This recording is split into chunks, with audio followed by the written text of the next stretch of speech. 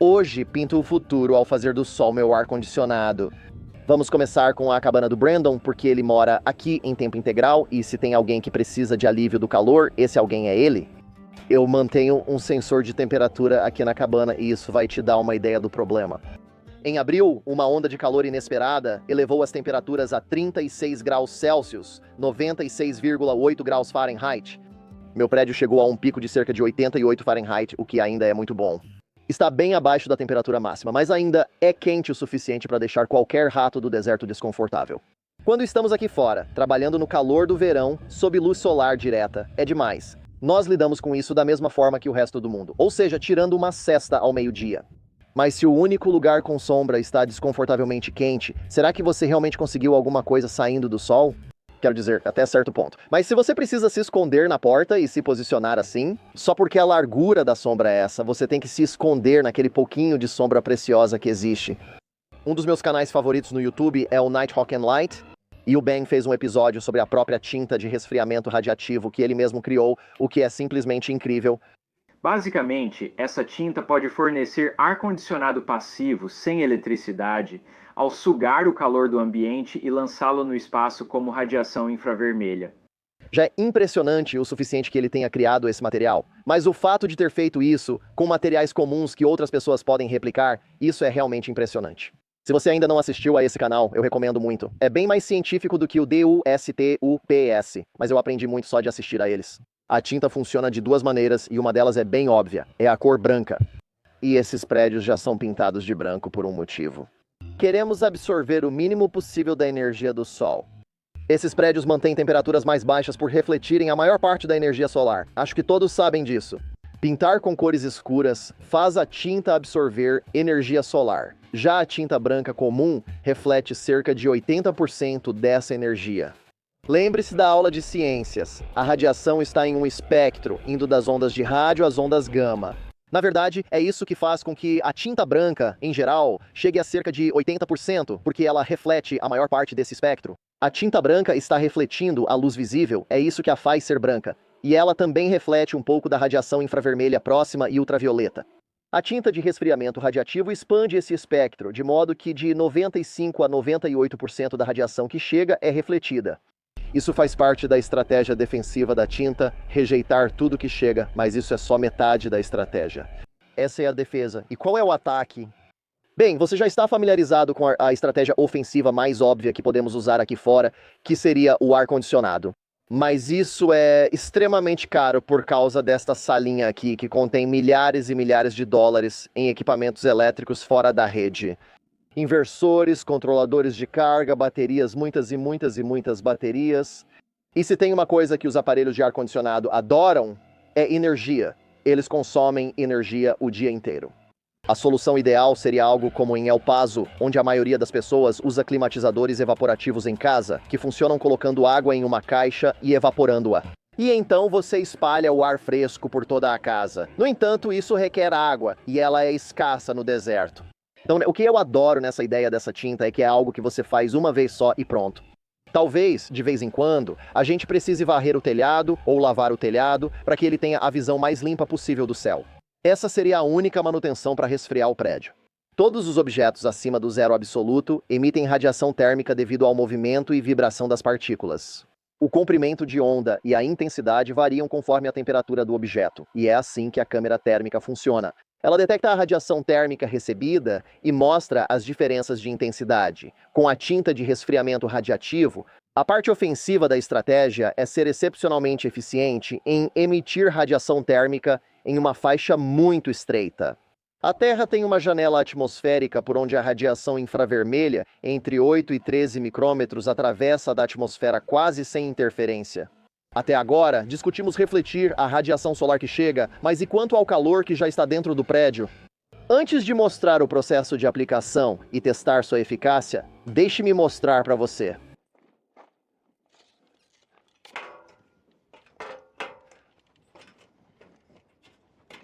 Só para você ter uma ideia, tá? Foi ali que eu estava antes. E agora estou no telhado do quarto do Brandon.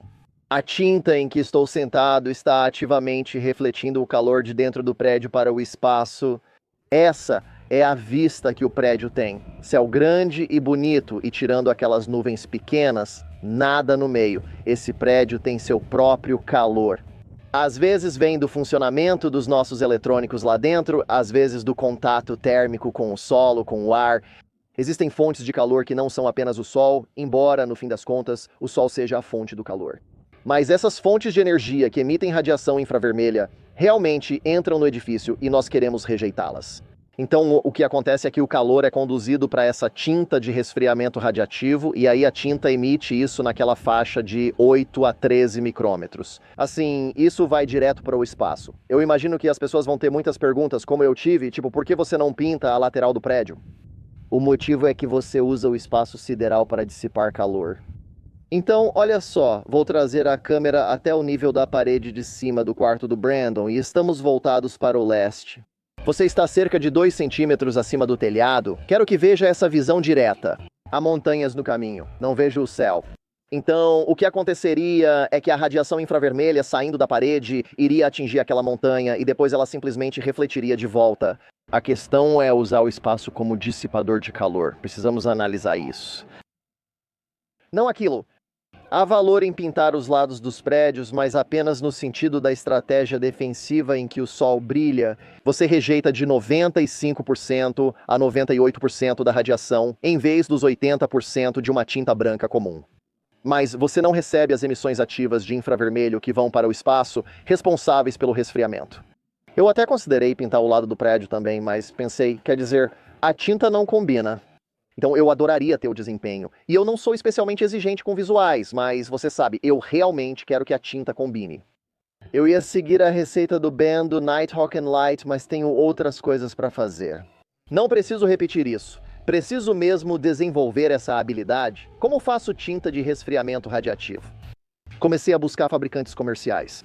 É difícil de encontrar, mas eu consegui achar um e quero basicamente fazer uma análise do produto. Vou deixar um link na descrição, mas saiba que não recebi nada por essa análise. É apenas um como funciona. No meu caso, só quero mostrar como ele funciona e a minha experiência usando a tinta. E agora que você já sabe como funciona, vamos passar uma camada de tinta de resfriamento radiativo, não radioativa. A tinta é muito grossa e não tem um misturador. Mas o que eu tenho é a necessidade de usar meu trator por cerca de meio-dia. Hoje vamos fazer um pouco de tinta. Depois de cerca de 2 horas e meia no trator. Acho difícil crer que a tinta não esteja bem misturada, pois sinto que meu corpo foi sacudido ao meio. O representante de vendas sugeriu usar um pulverizador de tinta. Não entendo por que estou de chapéu aqui dentro. Funcionaria até mesmo com um pincel, mas como a tinta é tão grossa, vai ficar com cara de pintado. E afinal é um telhado. Não me importo, mas ele disse que será 10 vezes mais rápido se usar o pulverizador. Eu tenho muito pouco tempo aqui, então vale a pena investir em um pulverizador de tinta para fazer isso de forma eficiente. Espero sinceramente que isso tenha tanto sucesso que vale a pena pintar os outros prédios também. Não sou fã de pilhas, mas isso deixa a minha área de trabalho muito mais limpa e organizada, assim eu consigo pensar melhor. Mangueira de alta pressão de 7,5 metros, pistola de pintura airless, o protetor do bico.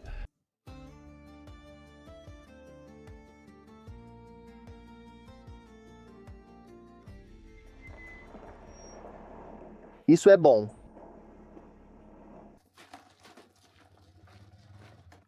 Será que preciso de muita água?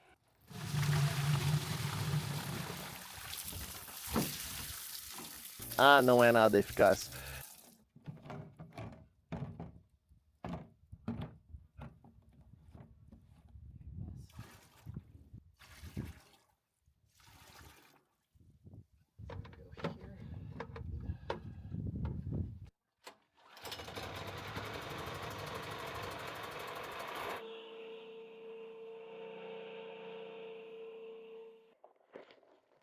É a tinta. Muito bem embalado. Já ia usar um respirador de qualquer jeito, mas como aqui diz que é obrigatório, vou usar. E óculos de proteção. Só para garantir. É para ser não tóxico, mas eu também não quero tinta nas minhas mãos.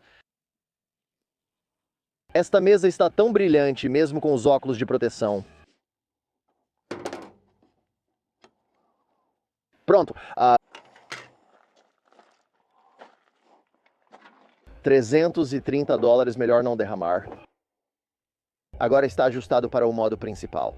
Vou ligar a máquina, borrifar no balde de resíduos até ver tinta. Vou girar isso para borrifar, subir lá e começar. Lá vem o barulho.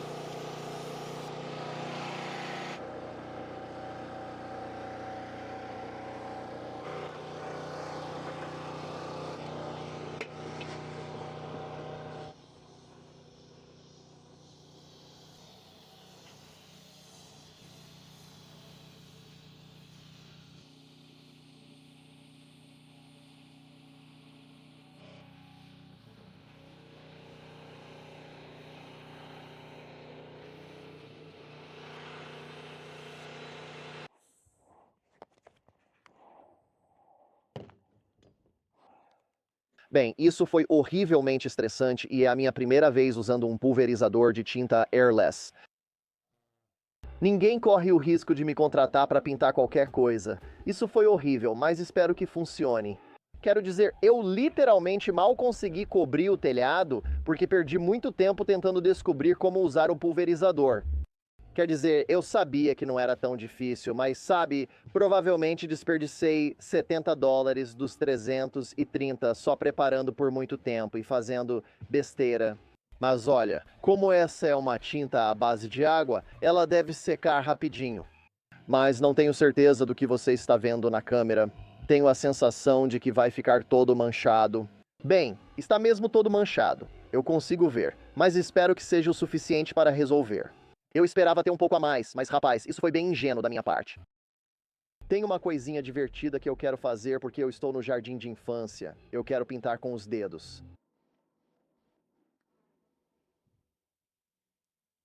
Se gostou da minha arte, aceito encomendas. Vamos ver se a tinta já secou. Vem comigo.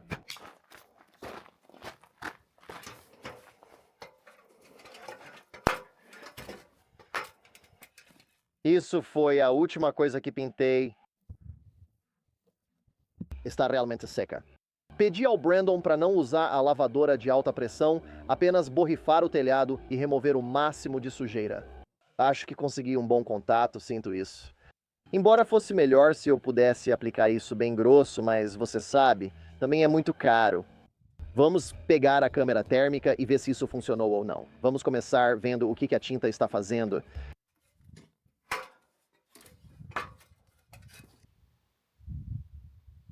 Uau!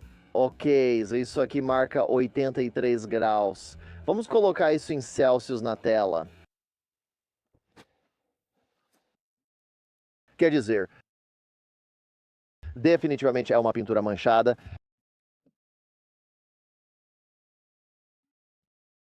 E dá para ver os pontos onde eu pintei. Mas vamos olhar para o prédio vizinho. Então, bem, provavelmente não é uma comparação justa. Olhe para ali para a cozinha. Diz que o telhado está a 109. Acima. Essa é a cozinha, 110 no telhado. E isso é 92. Acho que isso vai ajudar a manter os prédios frescos. A temperatura da superfície do prédio vizinho é 110. A temperatura da superfície deste aqui é 83. Vamos subir até a cozinha e ver qual é a temperatura real. Sei que esses números estão errados e que serão bem mais altos.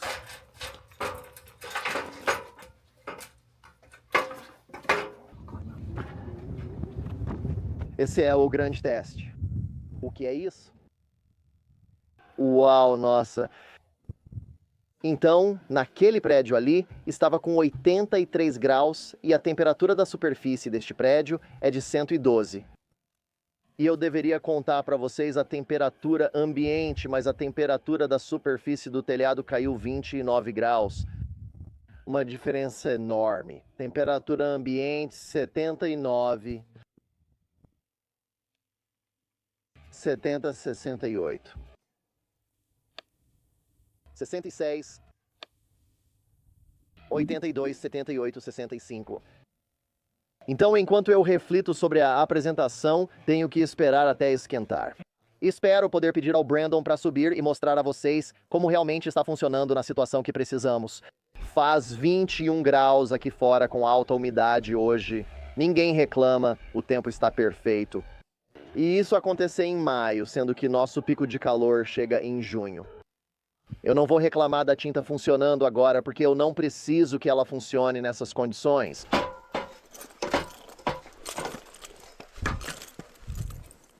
Certo, este é meu telhado.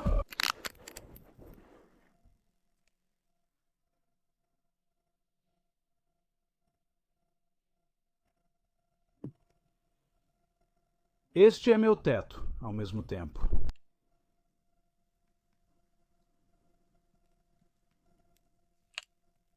Teto da cozinha ou telhado, eu acho. Cozinha, telhado. Que diferença. Meu Deus, trying my shadow.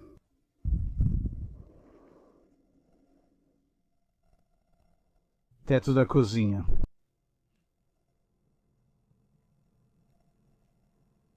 Ainda não há grande diferença em casa nesse horário. E acho que a maioria das pessoas, com razão, se pergunta: por que você simplesmente não constrói um telhado? Um telhado não vai te deixar mais frio que a temperatura ambiente. E a segunda é que eu tenho todos esses canos cheios de óleo que começamos a soldar. Depois vamos colocar as terças nesses prédios e nivelar tudo. Assim devo conseguir um segundo andar com 112 metros quadrados. E claro, isso ficaria completamente na sombra, e os prédios que dariam estrutura acima estariam sempre na sombra. E isso faria com que a pintura de resfriamento radiativo falharia sem visão do espaço sideral. Um dia vamos chegar lá, porque eu preciso mais do espaço do que de tinta fria nos meus prédios. Mas eu tenho uma floresta no deserto para construir, e adicionar o segundo andar vai ser bastante caro. Temos orçamento limitado, podemos fazer acessível, mas não é prioridade. Se tiver uma sugestão de resfriamento para meu projeto, deixe um comentário. Estou sempre procurando ideias porque vai ficar realmente quente e qualquer coisa que eu possa fazer para ficar confortável aqui já é uma grande vitória.